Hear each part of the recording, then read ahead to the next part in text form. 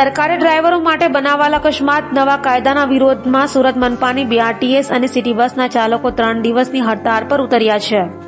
સરકારે હાલમાં કોમર્શિયલ વાહનોના ચાલકો દ્વારા અકસ્માત સર્જાય તો 10 વર્ષની સજા અને દંડની જોગવાઈ કરી છે, જેને લઈ બીઆરટીએસ અને સિટી બસના ચાલકોએ વિરોધ નોંધાવ્યો હતો। આજથી 3 દિવસ માટે ડ્રાઈવરો સરકારના બનાવાયેલા કાયદાના વિરોધમાં હડતાળ પર ઉતર્યા છે। તો આ સાથે ડ્રાઈવરો દ્વારા કલેક્ટરને રજૂઆત પણ કરાઈ હતી અને આ કાયદો રદ કરવા માંગ કરાઈ હતી। મારું નામ રાહુલ કોડી છે, હું ડ્રાઈવર તરીકે ફરજ બજાવું છું। શું વિરોધ માટે ભેગા થયા છો?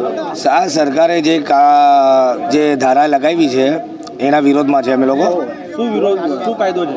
આ કાયદો એવું છે કે એક્સિડન્ટ થઈ જાય કે કંઈ અસ્તમાક થાય તો એને ડ્રાઈવરને 10 વર્ષની સજા અને 7 લાખ જુર્માના આપવાનું છે। એના વિરોધમાં અમે લોકો આંદોલન કર્યું છે। કેટલા ડ્રાઈવરો અત્યારે આંદોલન માટે 1000ના આસપાસ અમે લોકો ડ્રાઈવર ભેગા થયા છે। આ જે કાલા કાનૂન જે લગાવ્યું છે, જે ધારાએ લગાવી છે એને હટાવવાની માંગ છે અમારી સબ ડ્રાઈવરની। રજૂઆત કરવાના છે? અમે કલેક્ટર સાહેબશ્રીને રજૂઆત કરવા માંગ કરીએ છીએ અને માંગ કરવાની કોશિશ કરીએ છીએ।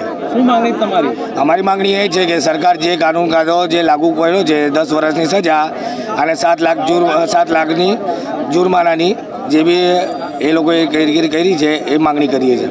તમારી માંગના પૂરી થાય આગળ શું કરશો? એ માંગણી પૂરી થાય તો અમે લોકો ડ્રાઇવિંગ છોડી દઈશું, ડ્રાઇવિંગ નહીં કરીશું અમે લોકો। સાથે સવારથી જ ઓપરેટરો અધિકારીના ઓપરેટર સંકલનમાં જ છે। 60 થી 65% રૂટ કાર્યરત છે। 30 થી 35% રૂટમાં અમુક યુનિયનો ને અમુક અસામાજિક તત્વોએ ઝઘડો કરીને ડ્રાઈવર સાથે બસ બંધ કરાવી છે, માહિતી પ્રાપ્ત થઈ છે।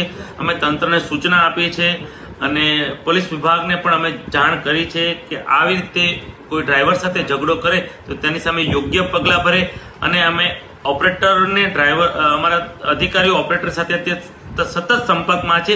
જે બીજા રૂટ બંધ છે ને ટૂંક સમયમાં અમે ચાલુ કરી દેવાશે। કેટલું યોગ્ય છે આ હડતાલ?